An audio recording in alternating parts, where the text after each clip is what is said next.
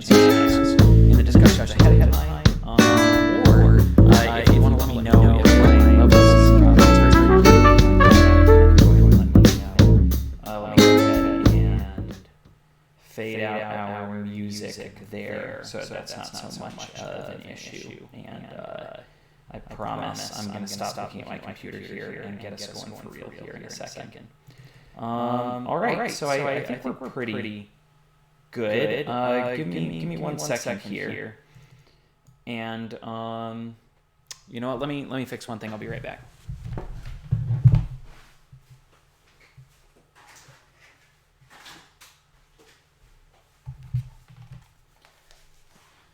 All right, I think we're good. Had to get a little bit of natural light going on in here. So let's go ahead and see. Can somebody jump in the chat when you get a second and let me know if you can hear and see me? If I don't see anybody doing that here in a second, I will assume it is broken and I need to fix something else. But it looks like I think we're doing okay.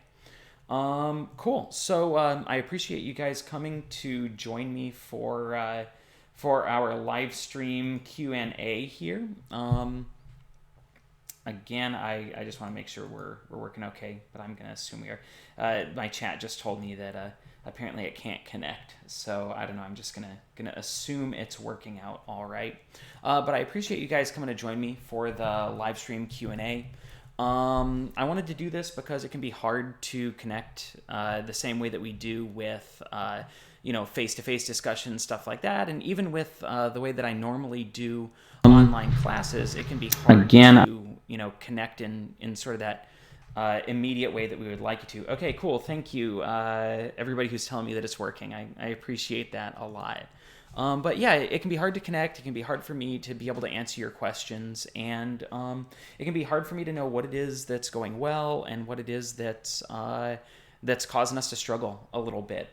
And when I talk about, what it is that's causing us to struggle, of course, I mean like our classwork, but of course I also mean like the whole situation we're in right now, right, with COVID-19 and then everything else that's going along with it, right? It's not just worrying about getting sick, it's the isolation that we've been asked to do, stuff like that, right? So I mean, all of this makes it pretty tough. I guess I'll give you a little bit of an idea of what we're doing today, and then I'll just go ahead and jump off. I asked everybody if you're new to what's going on here, or you're jumping in just because it gave you notification that I was live. That's awesome. If you're not subscribed already, you can go ahead and subscribe, so it'll let you know. I promise I'm not going to tell you to smash that notification bell, but if you do want to do that, it'll let you know that I'm going to be streaming when I do.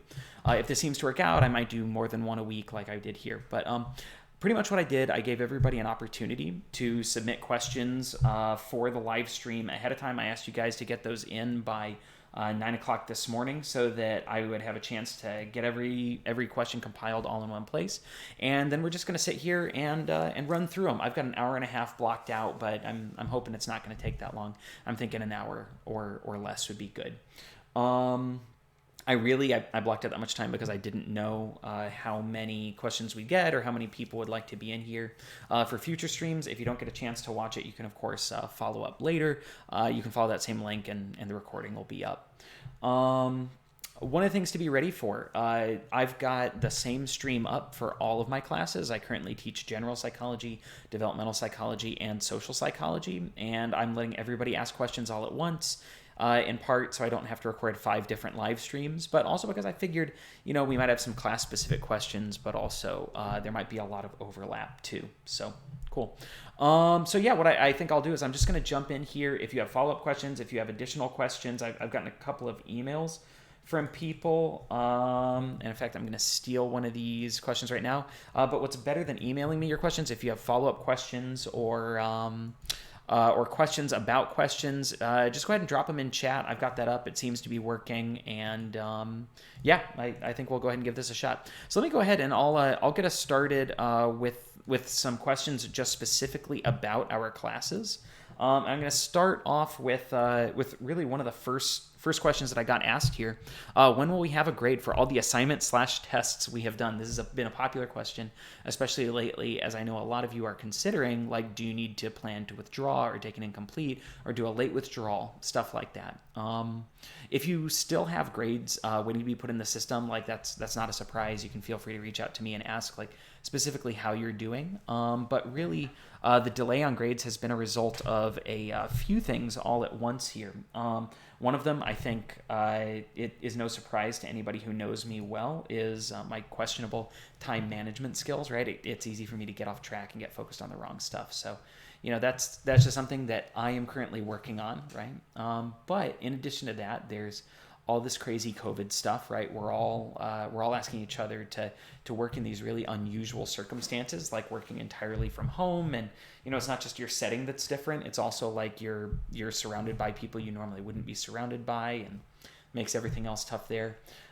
There's also one other thing. Something that I started doing a couple of semesters ago was to make use of a feature that Canvas has, which allows me to mute or hide grades for assignments by default. And what I like about that is it keeps you from automatically getting graded by Canvas when the grade that it would show wouldn't be accurate. For a lot of tests, for example, this is the case that I wouldn't want them to tell you that you didn't do well on a test simply because I haven't had a chance to grade a fill in the blank or a short answer kind of question, right? The result is I tell it to go ahead and hide your grade until that's graded. What I didn't realize is that when I grade your assignments, it doesn't automatically post that new grade, right? So some of your grades that are missing, especially when it comes to tests, are grades that I need to go back and manually release. I'm going ahead and plowing through that, but my general policy right now is just, if you're in this class, if you're doing what you need to do, even if you're struggling to get it done, we're going to be able to find a way for you to be successful. And I think there's some questions here about some of the options to make that successful, but I know it's silly to say don't worry, but let's try not to, right? Mostly it's just everybody's got enough stuff to worry about anyway. Let's not go ahead and add this stuff to it also. If you're doing your reading, if you're watching and listening to and doing the other stuff that I asked you to, you're going to be fine, right? And if you're struggling to get any of that done, just reach out to me and let me know, and we'll try to figure that out. Let's go ahead and move on to our next question here. So the short answer to that question is soon. I'm plowing through a lot of this stuff since I'm not having to go do stuff on campus anymore. I'm getting an opportunity to plow through a lot of grading and get stuff posted. Next question says, I was wondering what the final exam will be like, what you recommend is the best way to study. Also, will we need to have honor lock or some proctoring system? For a long time, if you've taken any of my other classes, this is the case. But for a long time, I have been opposed to this idea that your final exam should be different really in any way from any of your other tests. One of the things that we know as psychologists about how people perform on tests is that the more different the test is from the learning environment and the more different the test is from other things you've done in the past, the harder a time you're going to have on it, right? So the best thing I can do to make sure that the final exam best represents your level of knowledge and that you do really well on it is to make it as similar to your other tests as possible, right? And what that means is that it'll be similar in format, it'll be similar in terms of questions, it'll just cover everything the whole semester, right? So if your tests so far have been mostly multiple choice, that's going to be the same way. If you've been in like social psychology or developmental psychology and there have been some short answer or essay or fill in the blank or matching questions, you can expect some of those on there too.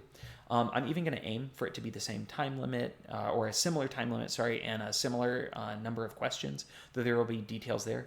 I expand the number of questions not because I want to make the final horrible, but because it is hard to cover a whole semester in 30 questions, and if I tried to, that'd be roughly 2 questions per week of the semester, and it would just be really, really easy for it to end up being a situation where the material you studied just was not the material that is going to be on the final exam, right? So you want to make sure to be ready for it to be a little bit longer, but I'm really aiming for a holistic perspective here.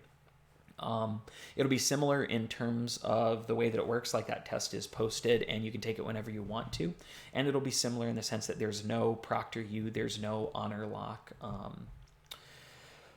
Some of this, comes from my own education, coming from a place like New College where they like to do things a little bit differently anyway. But also a part of this is just that, I guess there are 2 other things. Another thing is that when I add additional elements into your test taking environment that include like you being watched by another person, that's going to elevate your stress level, and the higher your stress level is elevated, the harder time you're going to have. So like having to worry about whether your webcam's working so that somebody can watch you, or worrying about whether there's something visible that shouldn't be visible even though it's not a problem, like all those things are going to make your performance go down. So we want to avoid that stuff. Also, I think kind of generally, I can worry a lot about people cheating on tests. I mean, I'm sure it's something that happens sometimes, but really, if a student is motivated to cheat on a test, I think that's a sign that maybe rather than trying to prevent the student from cheating, what we should have been doing is trying to find a way to encourage them to prepare effectively beforehand anyway, right? Because if you feel really well prepared for a test, there's no need to cheat. You just go ahead and do it the way you should. So that's where this question comes in. What's the best way to study? There are a few things that I really like to keep in mind, because there are a lot of study techniques that individuals find helpful. If there's one that you really like, feel free to drop it in the chat so that everybody else can see it too, right? But the couple of principles that are really helpful to keep in mind when it comes to studying is that the more important you make material, the better you're going to remember it, and the harder you work at remembering material, the better you're going to remember it. A lot of people are seeking like a really effective way to study that like you can just like cram an hour or 2 hours worth of really heavy duty study time in and use this really effective technique, and that'll be it. And while there are some techniques that I'm sure some people have found helpful, generally speaking, if you follow the same guidelines for effective learning that we've had before, you're gonna be successful, right? So studying a little bit every single day from now until the end of the semester is one of the best things you could do. If you learn the material week by week effectively, you're not gonna have to study in the same way that you would otherwise. And when you study, if you aim to learn and understand the material rather than memorize it, you'll be doing better, right? So rather than doing something like trying to memorize terminology, I would focus, for example, like on the essay prompts that you've maybe been given in your tests, or coming up with your own essay prompts. In particular, if you can think about material in ways that cuts across chapters, right? So in developmental psychology, rather than thinking about early adulthood, if you can think about early adulthood in the context of adolescence and middle adulthood, how is early adulthood a transition from adolescence to middle adulthood? How is it an example of both you starting to adopt this like better identity that you started to found back in middle and high school, but also it's a preparation for settling into a career and some of these like longer lasting adult life changes? And think about theories developed by guys like Erickson and Levinson and Havikhurst and Piaget in this kind of like maturing way.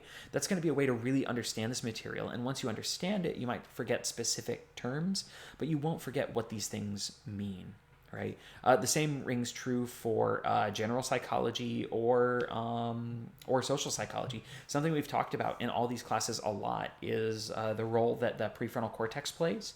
And understanding your prefrontal cortex and how it plays a role in things like aggression or group functioning or self-control or development over time or attention deficit hyperactivity disorder. Like these are all elements of the prefrontal cortex's function, and understanding that will help you do well. As far as specific techniques go, I really like to make use of the SQ3R method, which is like a survey, question, read, review, and I'm forgetting one of these R's. But it's a studying technique that involves taking a quick look at the material that's coming up, asking yourself why this material is important, and then going through and really mining the chapter or the lesson for information. One of the things that a lot of students I was one of them, end up doing is looking at things like a chapter or a podcast or a video as this thing you need to get through. But in reality, what we need to do is stop thinking about it as a thing you need to watch or read or listen to from beginning to end and then it's done. Rather, to think about it as a thing that contains information, and your job is to get that information out, right?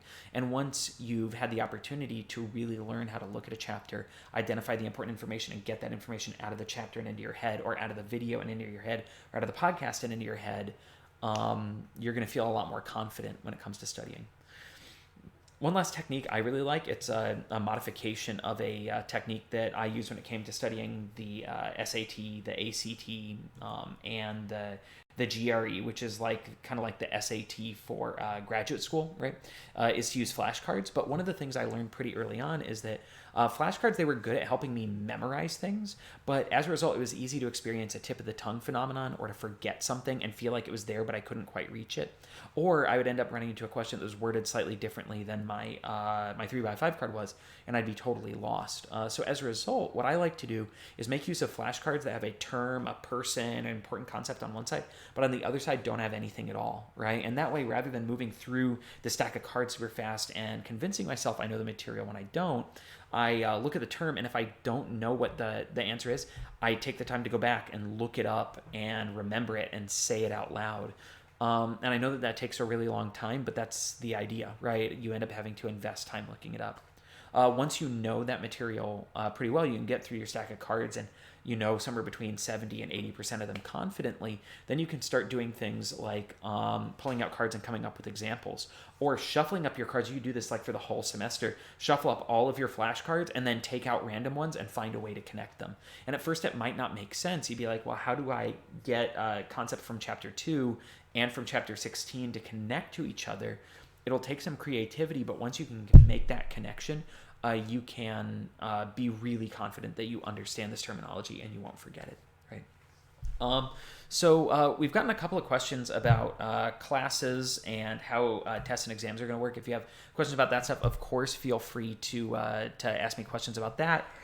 Next, I've got a question about kind of more administrative stuff. With the COVID-19 pandemic increasing every day, are all summer classes going to be held online? And how can we contact an administrator to help us register? So these are a couple of really good questions to be asking. First of all, what does the future hold when it comes to classes? And second, who can I talk to about what to do about this stuff? The first thing I would say is Santa Fe, we're still up and running, which means that the student services that you are used to making use of to help you do things like register for classes, those people are still there. If you go into eSanta Fe or into Grades First, you should be able to see who your assigned academic advisor is, and reaching out to that academic advisor is the very best thing you can do. Especially right now, there are a lot of moving parts and there's a lot of stuff up in the air. And I think one of the things that surprised me the most in this whole like COVID process is learning just how little everybody knows, right? That like there's not a big boss at Santa Fe who knows what's happening and how it's going to happen. And there are things that just change, right? Like when we found out, like we were hoping this would last a couple of weeks, maybe not even that. And then all of a sudden we hear that, they're going to be the rest of the semester classes are online. And, we found that really surprising. But there is a path forward that's starting to take shape. And officially what's going on, if you're planning on taking summer classes, all classes that start at the beginning of the summer, so summer A, which is the first half of the summer C, which is the whole summer, and summer D, which is kind of between those two in terms of length, all three of those sessions are going to be entirely online, right? So if you're planning on taking a class that started at the end of April, beginning of May, right, those classes are only going to be online. Summer B classes, there are still some that are offered in person, but there are a lot of us that are questioning whether or not those will be available. I'd say go ahead and sign up for your summer B classes, definitely get your spot reserved, but be ready for that stuff to move online. There are questions about whether we'll be moving to more online classes in the fall too.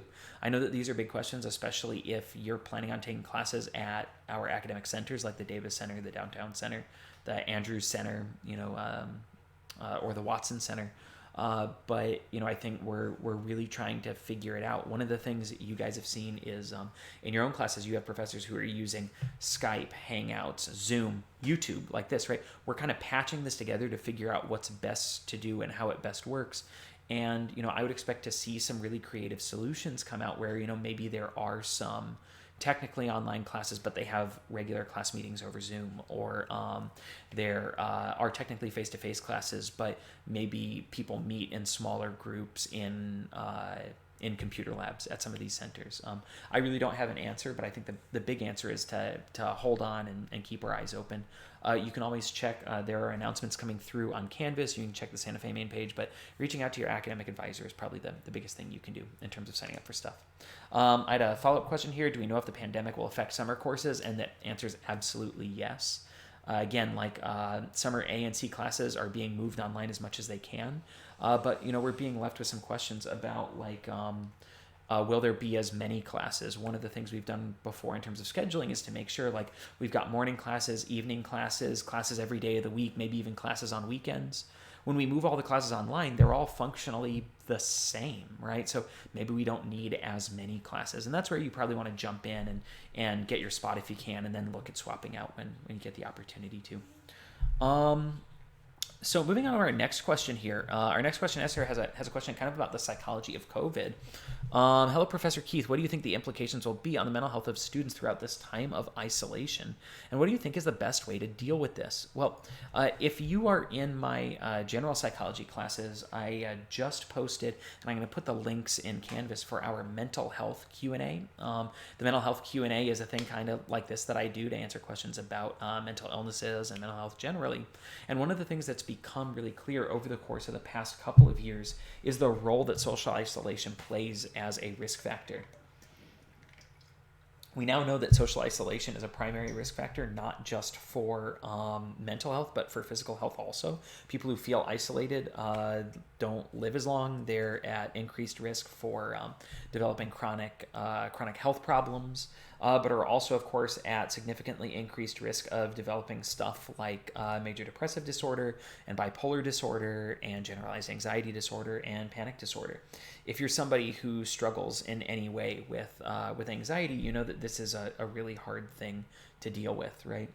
Sorry, I just lost the chat, so I was trying to bring it back up here. So like that is a tough thing to deal with, and this is where some of the best advice that I've been given, that I think psychologists can give, is to not wait until you think there's definitely like a big problem, but to do what you need to do to take care of yourself as much as possible, right? If you're feeling anxious, if you're feeling sad, if you're feeling like you don't have the energy you normally have, or if you're just feeling lonely, these are all symptoms that like you're not at your best, you're not feeling your greatest, and it's a great opportunity to make use of resources and reach out to other people. One of my big recommendations, of course, is to make use of Santa Fe's Counseling Center.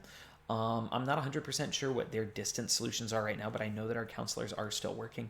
And if you visit sfcollege.edu/counseling, you can get in touch with them. They're free, they're confidential, and they're really awesome. They're really cool people.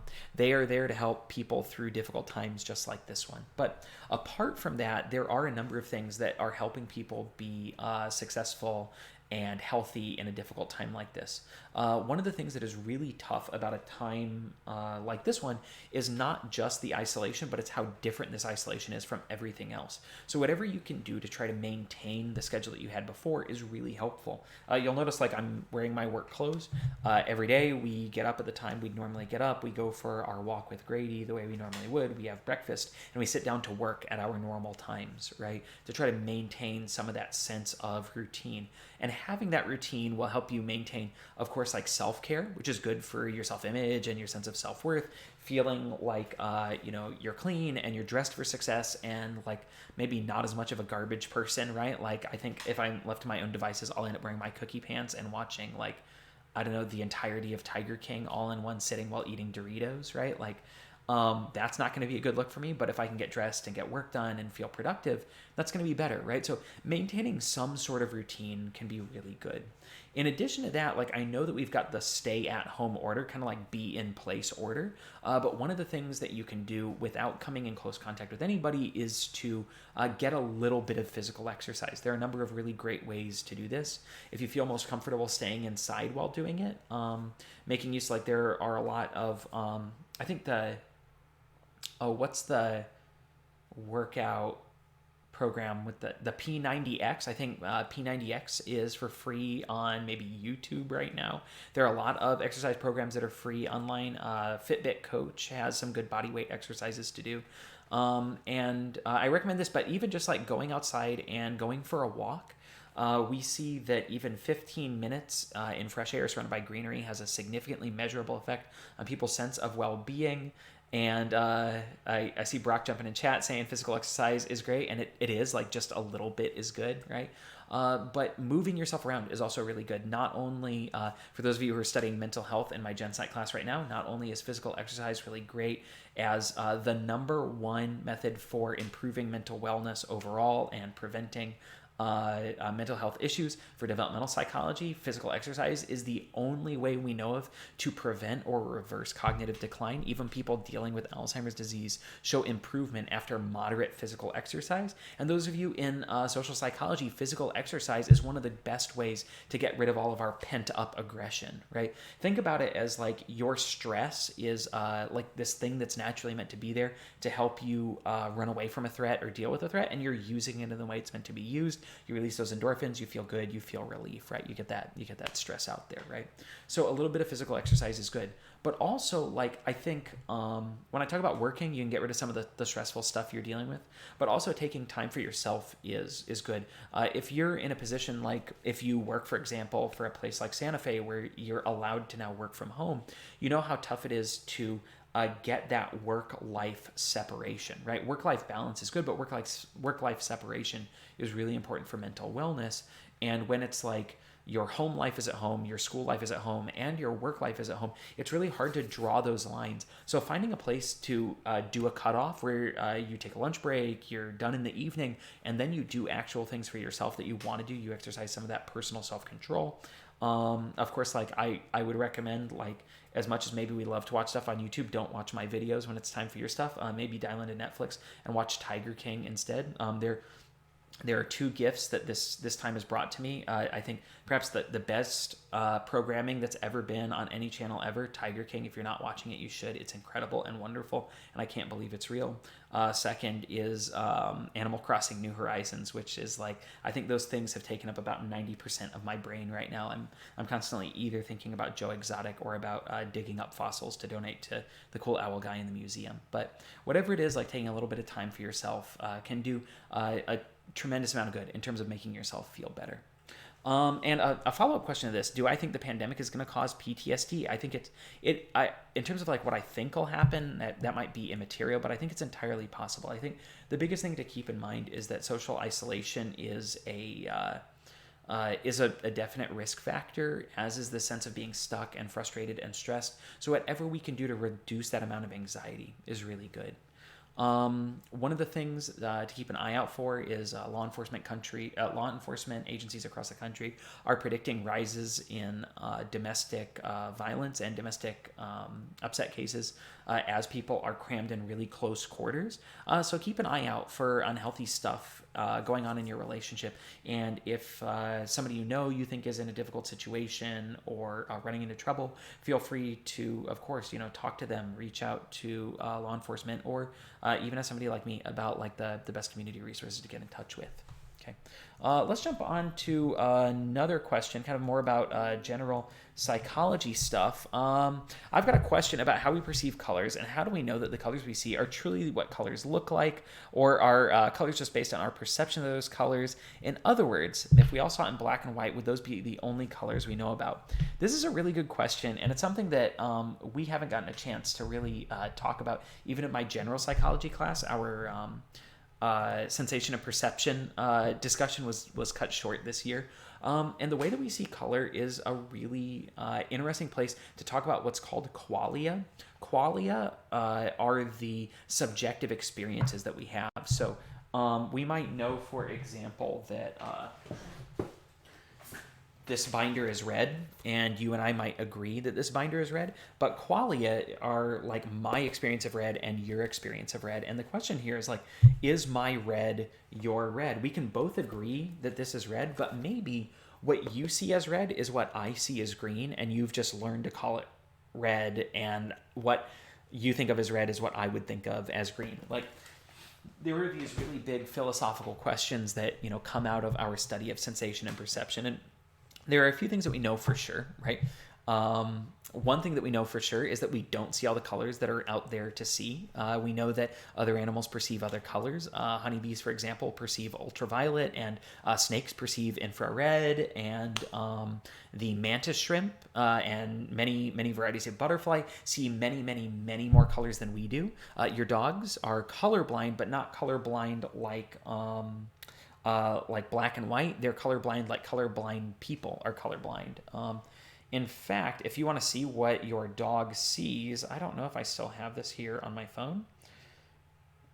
I must have just lost it, but I used to have a really good app. I need to go back and get it here, but there's a really great app on both the Apple App Store as well as the Android App Store called Dog Vision, where you can see what dogs see, right?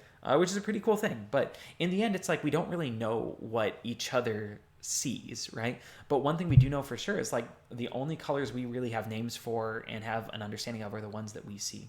One of the things that's interesting to see is that the words we have seem to impact our ability to understand what colors we see. The more words we have for different colors, the more complex the color combinations we're actually able to perceive. There's a really good book called The Lives of Color. You can check it out through the Santa Fe Library when they're back open, or you can check it out online, all about like where the different colors we know come from. And mostly the colors that we know come from our ability to make them, right? One last thing before we move on from talking about color. You guys know about the color orange. You can't see, but my chairs outside are orange. We know about the color orange. We also know about things that are orange, like an orange. And one of the things that's interesting is the name orange, right, is for the fruit, but also the color. I assumed for a really long time we called an orange because we're like, that's what it is, right? Like the time of the year fall is maybe that because leaves fall on ground, and orange is called an orange because it's orange. Turns out that's not the case at all. Before oranges were introduced to Europe from East Asia, we didn't have a word for the color orange. So what you call orange now simply would have been red or yellow or kind of a yellowish red, which is just wild to think of, right? So let's go ahead and jump to another question here. This one more about developmental psychology. Can problems occurring from early childhood to adolescence transfer to how you decide to parent your own children? As in, if you have autism and end up having a child, can your lack of normal emotions affect how you care about your child? So there's a lot in this question right here. And I'm just going to kind of take it piece by piece briefly. The general question, what you deal with in early childhood and adolescence, can that affect how you parent? Absolutely. There's a lot that we see that transfers from childhood to adulthood and the way that we end up functioning as parents. One of the biggest elements of our childhood that I think I can jump in here with is socioeconomic status. We tend to see that people lower in socioeconomic status, like coming from lower income families, parent their children differently than people who come from higher income families. This isn't that they parent their children worse, it's just different. But one of the things we do tend to see is that people in lower income families are more likely to make use of harsh punishments as well as what's called power assertive modification. If you remember, I think in general and developmental psychology, I've talked about power assertive behavior modification, and that's mostly saying like, my child needs to do what I say because I told them to do it, not because it's right, not because they need to understand the rule. They don't, in fact, when I tell them what to do, they don't need to ask me why, they need to say, yes, sir, right? Like when I say jump, you say how high on the way up. And this isn't because low income parents are bad. It's because your cognitive load, your mental load is so much higher. Like it's easier when you're not constantly worried about money and employment and unemployment and sick family and having a safe living environment. It's so much easier to think about creative ways to parent your children and to do so with like a lower emotional arousal. But the more stressed you are about things like employment and getting hours and paying your bills and taking care of your family and how horrible everything's going to be if the car breaks again or you get sick, like all of that mental load increases your stress level, and the higher your stress level it is, the easier it is to respond emotionally to a child who's having a hard time, right? And this is something like, most people don't just become poor in adulthood. We're raised in low-income families, and then when we're raised in low-income families, it's really hard to climb that ladder up into middle class or into, especially upper class, like high-earning households, right? So this is like one thing that can follow us. But in terms of like specific parenting techniques, we can also think about like, I was talking with my mother about this recently. My father came from this, horribly abusive household. And as a result, when my brother and I were born, he only knew one way to parent children, right? And this was with again, like really heightened emotionality and physical punishments. But, thanks to the use of community resources, family, friends, and working with my mother, ultimately, like my only memories of my father are as, being one of the kindest and most understanding people I knew. Somebody who, vowed, after learning new techniques, who, vowed never to use corporal punishment on his kids, right? So in this way, like some of the biggest things we can think about are like what opportunities we even know are available. One of the last examples I'll give, again, has to do with like experience with college. There's a lot of support at places like Santa Fe for students who are first generation in college, in large part because if you don't have parents who understand the value of college or how to make you successful in college, a lot of you guys might be in this situation too. If you don't have parents who understand this stuff, they're not going to be able to support you in the same way. Now, in terms of if you yourself are experiencing a mental difference or a diagnosable mental difficulty, right? So something like autism spectrum disorder, this can also change stuff, right? Autism spectrum disorder is a really complicated disorder to talk about because it can be so different between two individuals. But if you experience emotions differently from other people do and connect with people differently than other individuals do, of course, this is going to affect the way that you interact with your children. There isn't evidence at this point that people with Asperger's syndrome or autism spectrum disorder are less effective as being parents, or that their children are less well adjusted in the real world. But, of course, we want to think about what kinds of differences that are there and the important role that family and friends and social support networks play.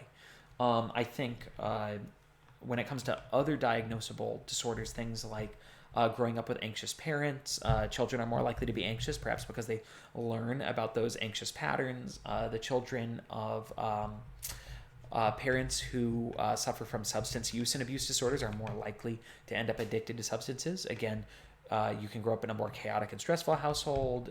You can view substance use as a more like normalized thing, and it's easier to turn to. There are a lot of reasons why this stuff might happen, but whatever it is that your own parents experienced, it doesn't mean there's any sort of sentence there that you're going to be stuck in. Everybody's got different situations, and there are countless elements that make you the person that you are, and your parents are only one of those elements. A big part, but only one of them. Let's jump to our next section here. A little bit more personal of a question. What would you say is the biggest challenge that you've had to overcome in becoming a psychologist, or what advice would you give to a bright-eyed student planning to enter the field? There were a few personal questions here, and I'm not going to jump into these too much this time around. I think with live streams like this, I want to try to hit class stuff first, and then if there's time for more of these, I'll get to them. But I think for anybody considering psychology as a discipline, it's kind of a double-edged sword. On the one hand, psychology is a really general degree, which means it can be applied to pretty much anything.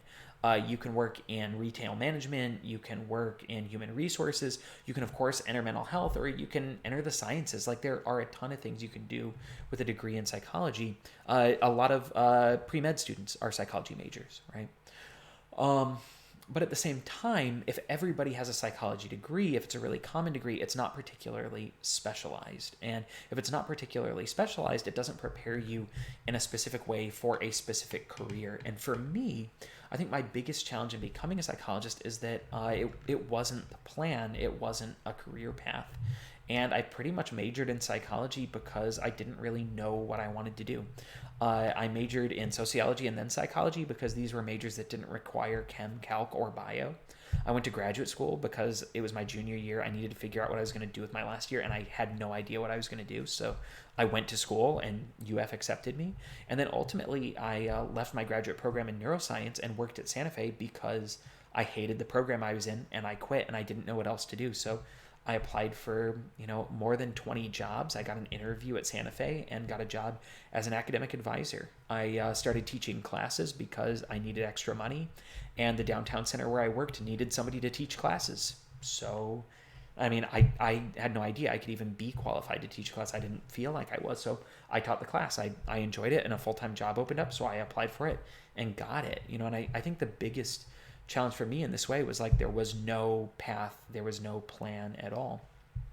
If you're considering working in psychology, I think one of the best things that you can do is if there's something you're interested in doing in psychology, would be to shadow or intern or work in that specific field. If you're interested in counseling or clinical work, if you're interested in forensic psychology, or if you're interested in teaching, right? Getting the opportunity to see what that's really like on a day-to-day basis is one of the most valuable things you can do. But definitely, like, having a career path, if you can, is a really helpful thing. So let's jump into a little bit more specific class-related stuff here. This next question asks, how are you structuring your discussions differently? I know there's only less than a month of school left in the semester, but are you going to Zoom conference a class, have students do discussion posts?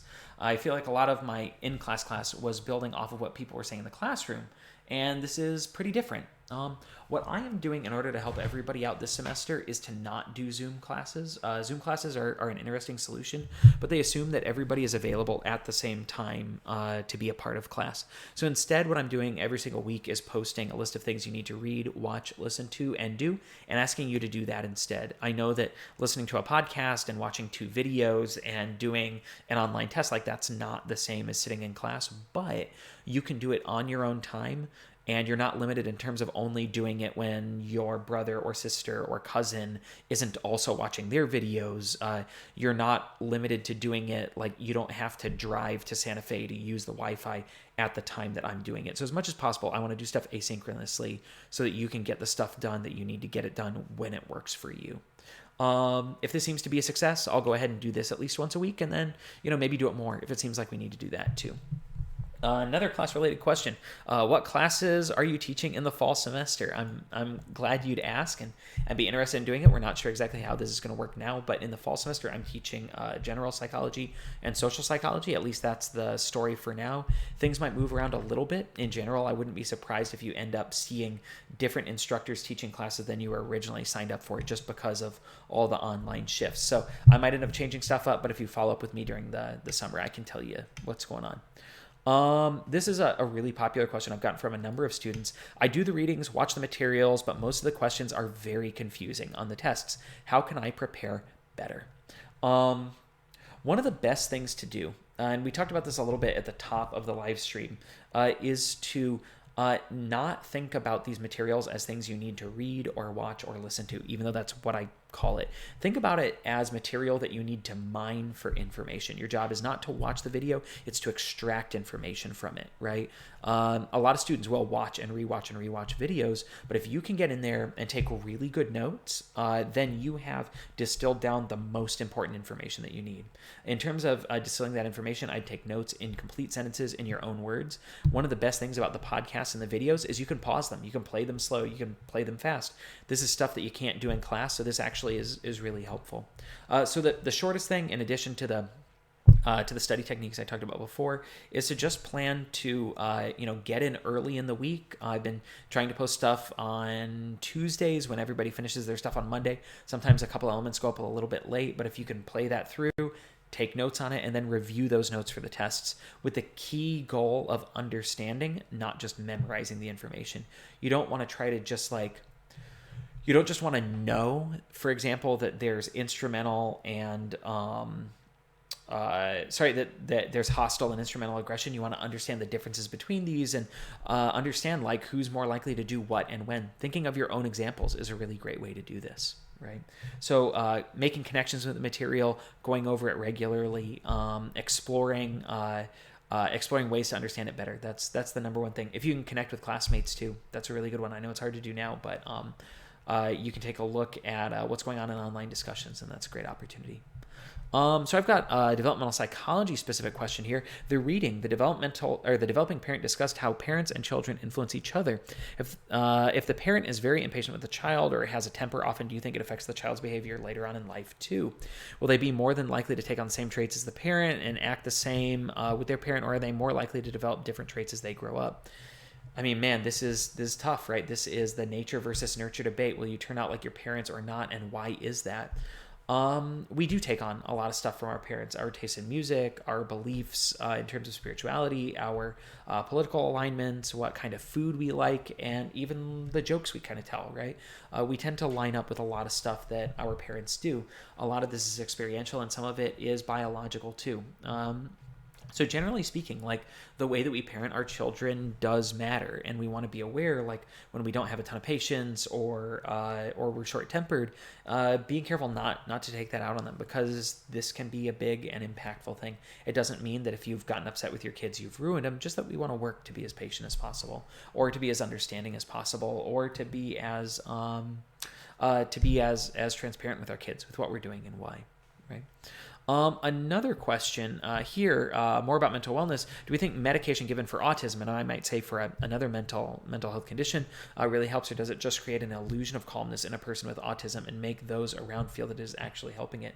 Generally speaking, when it comes to mental health and mental wellness, psychotherapy is the way to go. Medications are difficult in that they have side effects. They can produce dependence and tolerance. And in a lot of cases, especially if you're paying for those medications, you're just swapping one difficult situation for another. What can be more effective is to see a psychotherapist who makes use of action-oriented therapies. So their goal is to like help you understand what's going on, come up with a plan to get you where you want to be, and then enact that plan in hopes that you'll be feeling better, right? So, in this way, like whether we're talking about a child who is experiencing autism spectrum disorder or suffering from generalized anxiety disorder, seeing a psychotherapist is the very best thing. That way we're not just putting on a Band-Aid, we're developing the mental tools that we need to develop to do better, right? For more questions on that, look for the mental health Q&A going up just a little bit later today. Let's jump on here. I think we're... if I can, I'm going to try to wrap us up within about an hour. I know I blocked out an hour and a half here, but I'll try to wrap us up within an hour. Another question about COVID here. As a professor of psychology, what long-lasting impacts do I think coronavirus and social distancing will have on our mental health with interacting with each other when we finally do get to do so again? Will there be a new normal, or will we revert to whatever our old normal was? It's a tough question. There's a really good episode of Radiolab, the podcast, called New Normal, and it's all about this, like these big shifts that produce a new way of life. You know what I mean? If we think about it, like our way of life changes all the time. It can be hard to draw those lines, but if I look back at what I thought was good fashion in the early 90s, watch Friends, right? It looks incredibly dated and in a lot of ways cringy. I mean, much less looking back at a picture of yourself when you were a teenager, right? But sometimes we go through these huge upheavals, you know, historical events that, you know, the COVID situation has been compared to 9/11 or World War II or the Great Depression. And when we look at these situations, right? So if we don't look at what I think, but we look at experience, we see that these situations have produced new ways of life, right? People who survived the Great Depression maintain particular habits like saving things and not throwing stuff away and reusing, you know, plastic bags and paper plates. People who went through World War II had particular attitudes about other countries, but also there are huge economic impacts here. 9/11 changed forever the way that we think about other countries in the Middle East, and even the way we think about stuff like air travel. So I think it's safe to say that there is stuff that's going to change here. What those differences will be, I mean, I think there are as many opinions as there are self-important pundits to write, you know, self-important think pieces. But I think it would be short-sighted to assume that this won't have any impact, any long-lasting impact at all. There are big questions about everything from what the economics of internet will it be now that, you know, we've seen that sometimes maybe we all have to do our classes online and public school is legally required for everyone. Will internet become a public utility? Will we all be more comfortable with using Zoom? I don't know. Will we all turn to Instacart and Amazon for shopping now, and retail businesses will totally be gone? We don't really know, but I know we've seen some stuff like the jobless rate has shot through the roof. A lot of our economic stuff has changed, and I think we're all trying to deal with this isolation thing in a big way. But I think as far as like short-term impacts, looking out for each other, taking care of ourselves, stuff like that, I think that's the most important thing we can be doing right now. Um, our next question, since coronavirus, another coronavirus question, is definitely piquing all of our interests due to job loss or money loss, etc. At the end of this, do you think there will be the start of somewhat another economic crash? I'm not an economist, so I don't really know. And I think, sometimes that's frustrating to hear, but I think one of the best things we can do, whether we're talking, political stuff or economic stuff, or even whether Tiger King is the best piece of televised, I want to say fiction, but it's not, right? Ever to be available, like to be aware of the boundaries of our expertise and, to understand what it is we know and what it is we don't know. I'm not an economic expert.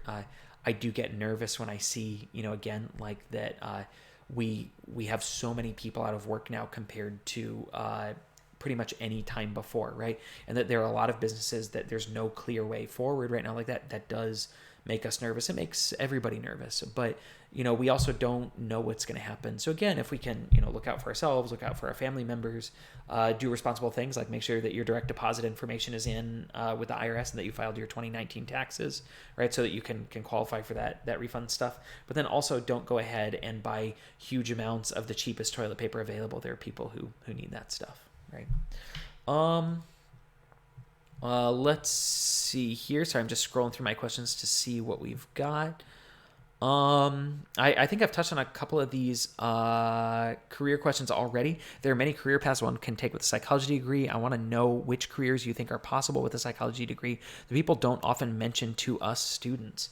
I think one of the things that's tough with any sort of psychology career is that we often imagine what does a psychologist do, but an undergraduate degree in psychology opens up the doors to everything from management to police work, right?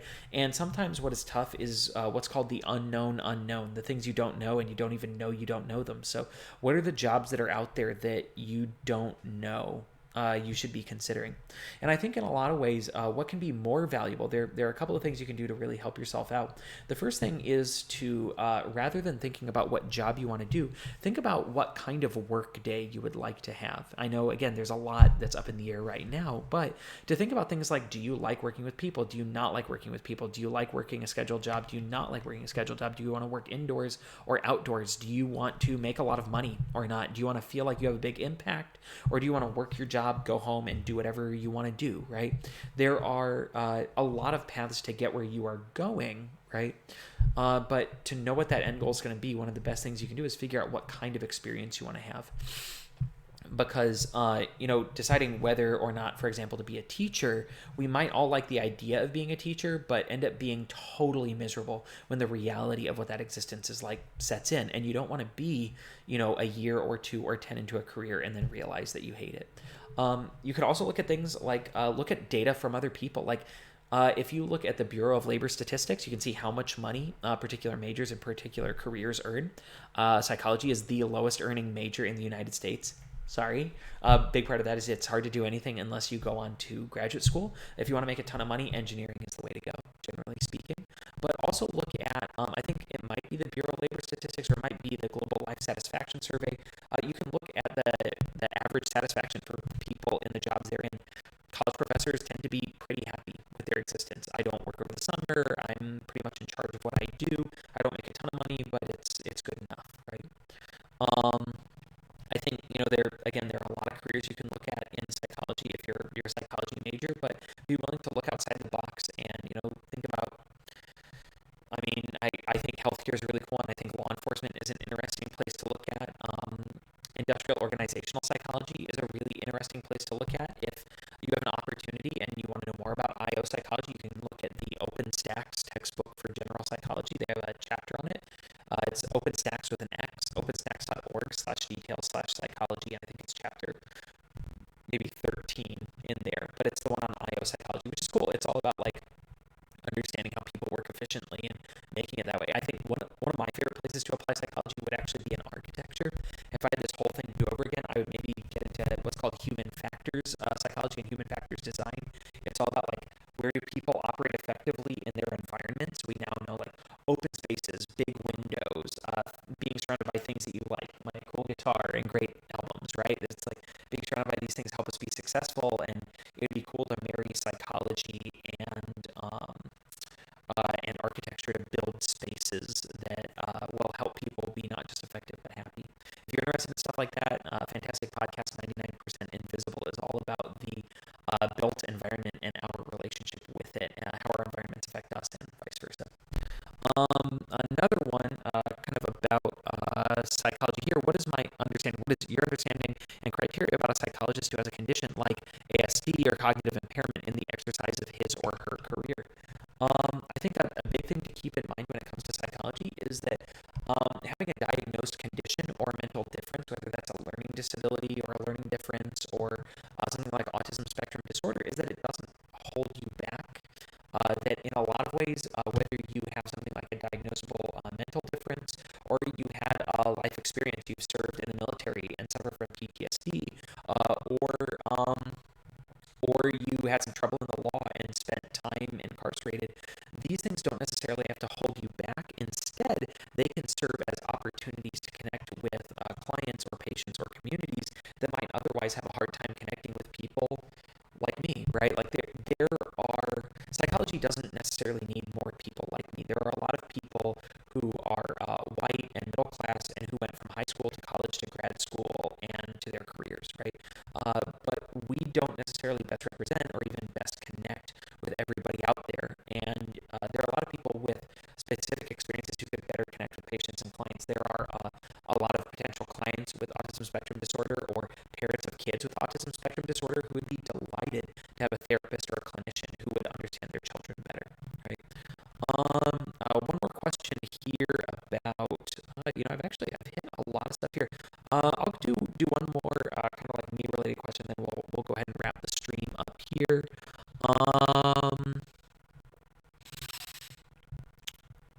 Oh yeah, no, I like this one. Good morning. They say hindsight is 2020. If you had to go back and do it all over again, would you choose to study psychology, or do you have made different decisions given what you know now? What are some factors influencing this decision? This is a tricky one, and I think it's a good question to ask, not just of me, but of your other professors and of people that you know who work in fields you'd like to enter, whether that field is nursing or construction or accounting or business management. Like, don't be afraid to ask this question. Are you happy with what you're doing? And if you had the opportunity, would you do it again? I think in the end, like, I think I'd make the same decision because I'm happy with where I am as a person, right? Not just with my job, but because the decisions that led me into this job were the same ones that led me to having Grady and my home and my family and the opportunity to work with all of you, which is awesome. At the same time, if I wanted to do something like make more money without being tremendously in debt with student loans, I think I definitely would not have made the same decisions, right? I did undergrad for 4 years and then graduate school for 5 years and ended up again like tremendously in debt with student loans and not making a ton of money compared to that debt, and doing something like going to a state college, a community college like you guys are, and specifically focus on something like a certificate program, an AS program, or a bachelor's program to make some money ahead of time, I think would have been a much better plan, especially for someone like me who really had no idea what it was they wanted to do.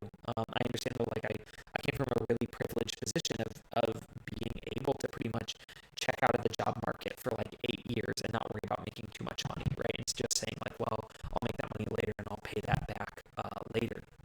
I think in terms of the specific experience, one of my biggest regrets is that I ended up joining the graduate program that I did, the UF psychology program. If I want to be generous, I'd say it was not a great fit for me. If I want to be more precise, I'd say it was not a great fit for the vast majority of people that I knew in that program. A lot of graduate programs, especially the general, like academic, liberal arts and sciences ones, so biology, zoology, psychology, history, anthropology, they are built on toxic principles of sacrifice and suffering and social structure, that when you join the program, you are worth nothing and you must give everything to the program. And if you have things like a family or a job or significant other or hobbies, and if you're interested in things like maintaining your physical or mental health, then there's no way you'll be successful. That you need to give everything of yourself to the program and be willing to transform yourself in this very much like cult-like way. You need to give everything in order to be successful. And ultimately, like, if you're miserable, that makes you a better person than if you're happy, right? And that's a really toxic situation to be in, and it's not good for you. to talk to current graduate students and say, are you happy here? What is the culture like here? I would have had the smarts to go apply to other places and defer that for the time being. For anybody here who's interested in doing something like a program after being at Santa Fe, like let's say you want to join a nursing program or go to med school or go to law school, like talk to the people you know who are in those programs and look, of course, for honesty, but look for responses that sound like people who are convincing themselves that it's worth being in a difficult situation, right? In social psychology, we call this effort justification, right? And it's what drives everything from hazing in Greek communities. By Greek communities, I don't mean nationality. I mean like sororities and fraternities. It drives everything from hazing there to the boot camp experience in the military to people being willing to stay in stuff like cults that are bad for them. That people say, my suffering is worth it. This experience is worth it. So when you see people say,